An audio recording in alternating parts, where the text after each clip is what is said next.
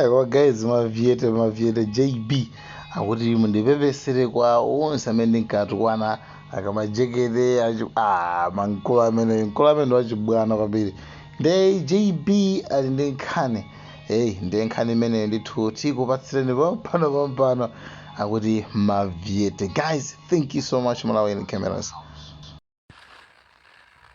Mavyete.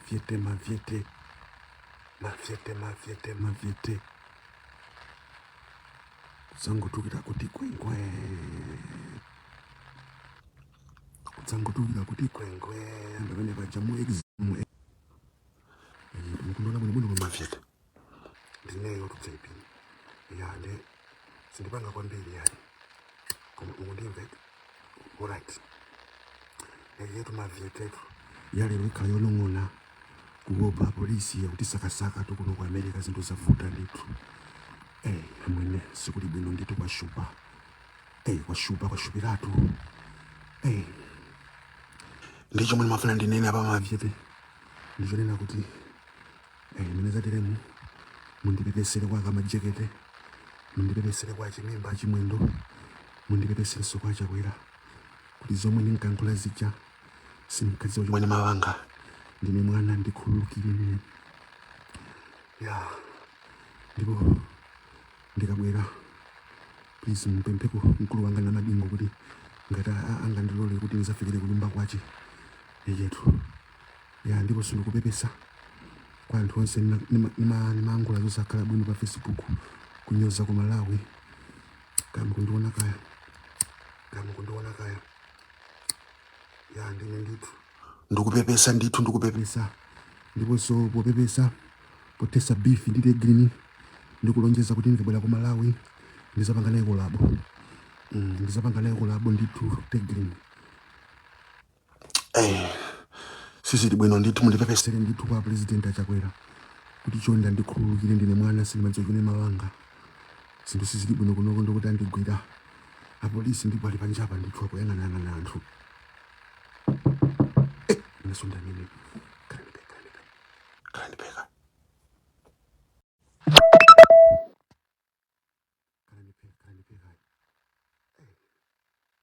kwa upyaro kunja mwamba kukuda kuja ndikwaneba koma zinthu sizili bwino maine ndikhandobwerera ku Malawi ndipo mpano andipanga deport ndipo so mundiuzireko nchimwena wanga physics fizo unena kuti ngakhala ni mutu ali ni mutu obwera ndikhonde kale nemankonda abeminzanga ndipo ndikabwera kumene koko adzanditeteze monga iye gamba yetu ndinonse amene mmandisapota apa ndikabwera ku Malawi please chonde mundichinjirize zinthu sizili bwino kunoko anytime ndipaka nigo anytime ndi Deportivo La Coruña ndikhandibwerera ku Malawi ndiye ndimapempha kuti mundikhululukire kwa nonse amene nakhala ndikukunyozani pa Facebook apa kwa zaka ndi zaka kuti ndikabwera osandimangisa osandinenya osanditambira kapena kundipangira zamatsenga kuti ndife mundikhululukire ndipo ndikabwera ndigwiraso chiro ndiboma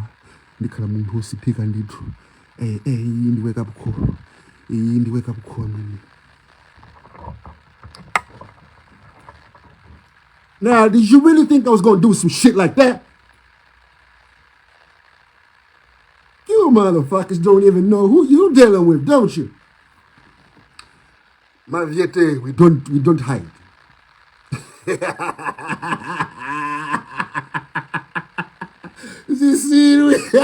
Zisiri wambili akuti chimene kubala ndikopechani sana ndogonja kale mavyete sitimaopa ya mavyete sitimaopa mungu ati amene sanga tuluke panja amene yampanga zakuliza chani ndikopechani palichopangira mantha ona kale andigwira chabwino just say kuti andigwira ndibwesa mmayi nde kumayi kundi kujahena kwamene kasiku mwamba mzizo kunokosa anthu amavutika chimozimozi kumayi chimozimozi ndipo nakasema kupusiseni kuti iyeyo kunoko ndi akupanga za nzeru kuliba kupanga za nzeru Ndenga ndione ku Malawi you're able to pay your bills, you're able to survive. Stay in Malawi, don't come to America. Because kunoko uzipanga zomwezo. Uzigwe kilo kulibira mabe. Nchima zimozi. Nchima zimozi. Ta kwa America nka ku Malawi the concept ndi chimozi. Ndeya mbiri nu. Mapeza kodi mukupusisika. Umaona ngali kuti America ikwasa status. Nkumabwera kuno ndikumabisalira kumbuyo kwa dzina lokuti America. Koma mukuvutika kulibira mabiru. Ndrama mulibe. Mungu khalira ngongole. Ndiye what am I saying? Komwe uleko survive. Waja ulinzo vala wavala siku bene ulimpogona basi food clothing and shelter nzomwe munthu amafunika kuti akhale ni moyo zinazo zilibe ntchito ndeno mukamona ngati kuti munthu uchoka ku America kupita ku Malawi ndi demotion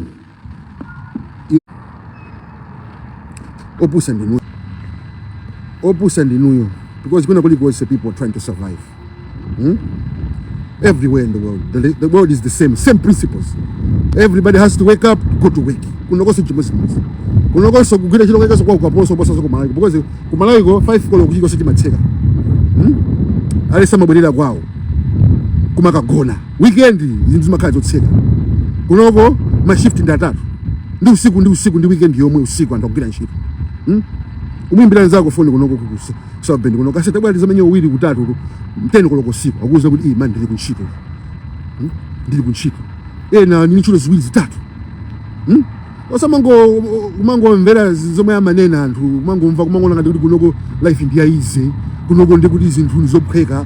Kunoko ndi kuti ndikumwamba. Kuna anthu amamfa kuno kuli crime kuno. Kuna anthu amangophana kuno. Chimo zokudya zake zosakhala bwino chili chosachika ma GMO. Chosachika ma GMO. Ma cancer limbwe. Kunoko mwana wa sakateni kunoko makhala akudwala cancer kuno.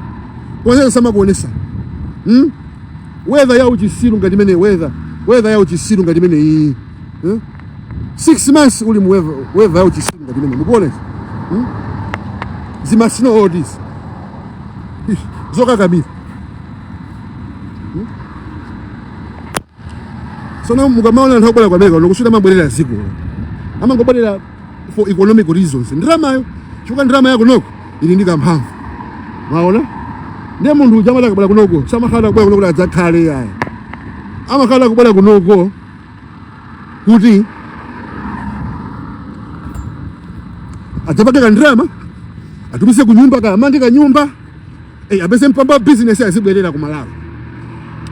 Yetu ndiye mango posisika ndi achina Donald Trump wa asikuna mizani.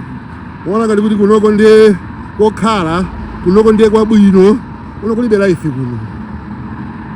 Ndipo mavijete sawo pa munthu akuyenda sawo pa siso. Maona ndani akumvutisa mviyete. Ni ndani mnanga mvutise mviyete. Mviyete amangopanga blending kuti kose. Kwa ku America amangopanga blending ntama kuti ndoko. Kwa ku Malawi blending yoko ku. Va join ndi blending maviyete ndi universal. Ife mavana universal. Ndi mango khala kuti basi. Mango tibuchi mundela ndemu. Basi buchi mude mabangwemu. Basi buchi malilongwemu kumango lemba sopusa ngalana anawo mathanyula day mapalano ndebe akampangela dipoti kuti bakazaka zengadi ne kuno bai sawa lebanga dipoti mzaka zisisi seni makuza ni makulangiza ni mafana muzikhabuno ndi anthu koma mukhako sikwanu kumadziwa zimenezo nde kumakhandi example yabwino simakuza na wasamaba wasameneseni kagamo timudalezera sini makulangiza nyocho faka ni madziwa inezi zinakuza nikale Donald Trump sakhabesa ninakuza nikale kuti zimeza uchitikeni ndizi munde muzipita muzikona ma video ena swaka lekale mbinese even 3 years ago kima kamba zindambiri mbiko kono ababe antambirino nzeru mulibe ndezo ndi makamba zika sisi makupa koma anthanzeru mwana kuti point yopya kebiyo panga raise point nake because ene ndili kunoko nimaziona zinthu waiva kabo ya America tu kulisi papa kuno. Kumuona mu America ndi kumuona mu America mina akuvutikira ku America. Koma azikuzati kunoko ndi kuli maufulu, kuno kulibe ufulu kuno. Ukadzabwera kunoko koma mazauto kwati ku Africa jane kuli ufulu. Kuno kulibe ufulu tuku. kuno polisi mangoenda nakufuna kumangogwira nthu pano chifukwa kuno kuno ndosali kuno bala maseka tukulo kusi dzima la mulo mpwe sungatere fine. Maona kama zipo yanisa kuti come to America, it is the land of the free and zazi. That's why nini mabanga ni encourage Malawi kuti nenda ni inu cha chilendo jana chishi cha chilendo ni jana anduze ni kama simnaone po inu mwani basi cha chilendo ni jana ndio nakazuko zetu kwa America ndi kumwamba ai amango kuonesa ni city yasiyo amango kuonesa downtown New York amango kuonesa downtown Chicago amango kuonesa ni ujeni ma Hollywood mene Miami kuma beach masama kuonesa ni ma neighborhood wao maneighborhood wao wao investa kisoni kwa ndini kada umpawi mani uli kuno umpawi kuno kwa America na ntuzuzika mani Black America na siku mone Black America ni ntuzuzika uvuti kwa banda ndrama ngatu chikana mapembeza sapato chali sumala wali muntu olemera akupembeza Timberland ati da bebe ati lilu bebe koma akujangulisa anyamonyemo siko nanga si kunoko zozoni la kukulu bana zozoni ndio muntu yezi sisi mafuna muntu kumadandaula koma ngodzeki nokupanga basi ziko basi move on osama bosisika ndizanziko zokamba za anthu andale alibe mphamvu neli yose ziko basi pa ndio muntu komasala sokabisa ndale umapoira yose kupanga zako uwezo kubanga zako ineyo zoma zibaji wa mayu nimabona fire because nduboni na fire ngamene akutani akuzuzika koma ine zandali mina zishito sisi mani banga shebi ne ine sindi kudikira wina wandali kuti alowe government kuti ine ndiyepo sini maganizo yoncho silipo moyo mwanga sini mapanga yenzo ndipo sini masibanga line ni muntu huna kwa ndali kuti chochoka kalwa kamo government basi dikalian ambassador kunoko kwa mega kunoko kuli ambassador wako Malawi kuli ambassador wako Malawi tu koma sima mziwa ini maziwa JB ambassador wanu wako Malawi kwa mega ino maziwa JB koma JB aliku Washington ngai ona did I have to align myself ndi government kuti andike ambassador wako Malawi no by nature Malawi ni sanga kama ambassador wako America ku every issue wako America loko alisema zako kuti JB nduze ni zela ambassador wako Malawi ndiye nako zonika gese kwa magaya simaganiza deep ya ndino ma Africans obagida colonize nizo obagida colonized kicho sikimene chome makumbira ndi chanzungu ma holiday yanu amene mapanga celebrate ndi yanzungu umampeza muntu wako Malawi kuti yendi Malawi piwa koma sina yake ndi achizungu kuli mawili ya mwangati kwa Malawi kuli ma James angati kuli ma John angati Christmas, New Year, Thanksgiving, Halloween, Easter, imene zose ndi zanzungu. They are Africans, they're not living their life. They are living the white man's dream. That's why kwa America kunoko ma black Americans. They are not kuti iwo amazonga ni ma black koma zina lao la kizungu. Ma holiday yao akizungu. Zose binakufuna iwo za kizungu. Afuna taka zakula atapita ku asikaoneka pa TV ya nzungu, Hollywood ya nzungu. Amafuna da akajoin team ya basketball ya nzungu, asipita ni nzungu. Football kiko sani chanzo. Koma mpesa black man instead of having his own ambitions and building his own amakajoina nja nzungu chicha ndiye ntambira ko maino mukufuna kukhala moyo wa nzungu chikala ino life yanu mayiona basi in terms of drama cha kuti muzika life ya nzungu ichi because nzungu jakupanga ni brainwash if sima khala life ya nzungu if ni mafana ancient if ni mafana ancient kuti timapanga ways into I'm not a colonized African, I'm an independent thinker. So as an African you have to be smart, you have to know how the world works, and you have to know the systems put in place by the oppressors to oppress us. Because nakuza nikale hapa be kuti ma video yapitao kuti Malawi has to be self-reliant because sitaka banji nzungu yemwe anakupanga lokapolo yemwe anakupanga lokapolo ija ali azikujesa choncho yamukumpasa mphamvu nzungu ija yokukazika ninja uyiso choncho chija aziyani control pano timadikira chili yose thandizo kwa nzungu pano ndiawo azungu kuti asichosani ujeni mankhwala yezi ku Malawi kuchosani aulire because Malawi aini mentality nona kuti yeye bai kasanga panga chinthu koma kudalira nzungu. Burkina Faso yathamangisa ma French kwene kucha kupeka ngongole kubeza ngongole, we don't need you guys iso Kamuzu took us away from Azungwaja. Here comes Bakini Muluzi taking us back. Then, as a Pan-Africanist, I understand that I'm a black man. And as a black man, I'm an African, because Africa is not the land. It is not the land. Neighbor is with Africa. African is not the land. African is the people. And how do you know you're African? You're black. That's your identity. That's your identity. Anywhere you go, I can go and walk with them and then. Do you feel nigga usikana ka usitani usifomeka nyo takudziwakale akudziwakale ka usina kuti ndiwe Kristu kandi ndiwe Katolika kandi ndiwe chani koma kwa iwe still African.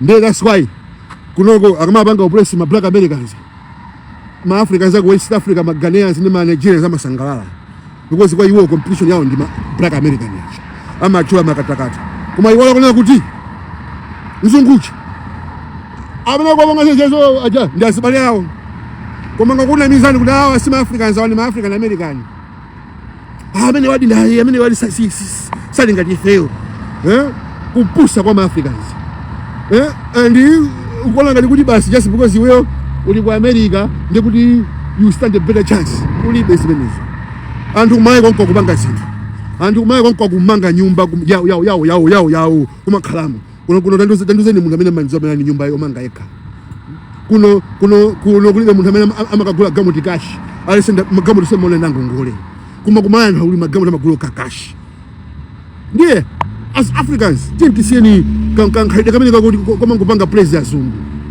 kumanga kuti basi nzungu kwa zungu yeah. Let's start doing for ourselves as Africans, and let's come together as Africans as one. Na kuti hai JB tatoka zina zake za ujeni za Tanzania akufuna kutibera nyanja then magazo mwakaza akufuna kutibera nyanja madzo kuti Africa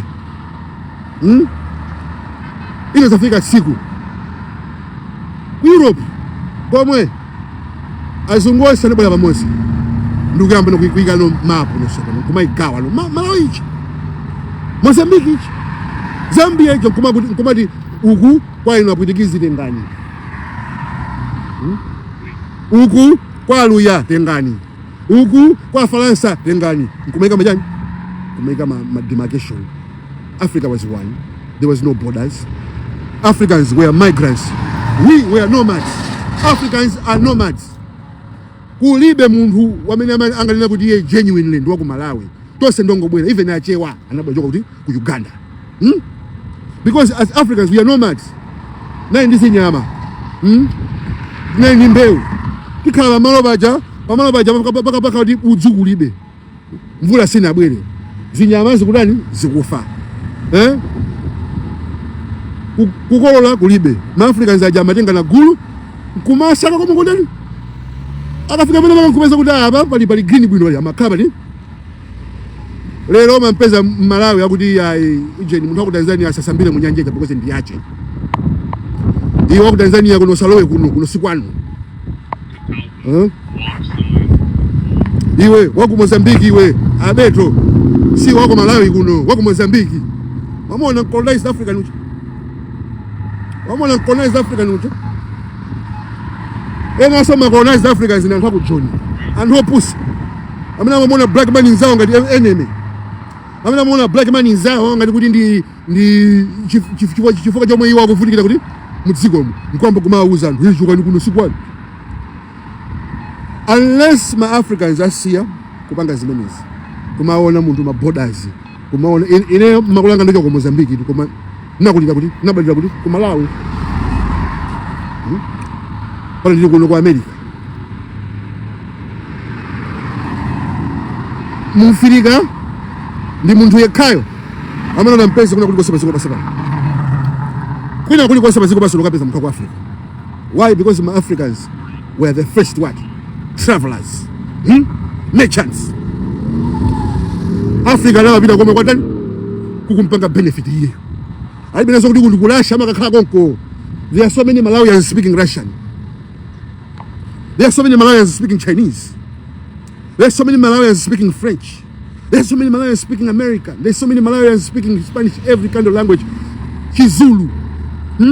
When I grew up in Malawi, I used to go to Kwantianga, Zimbabwe. There were a lot of Malawians over there speaking Shona.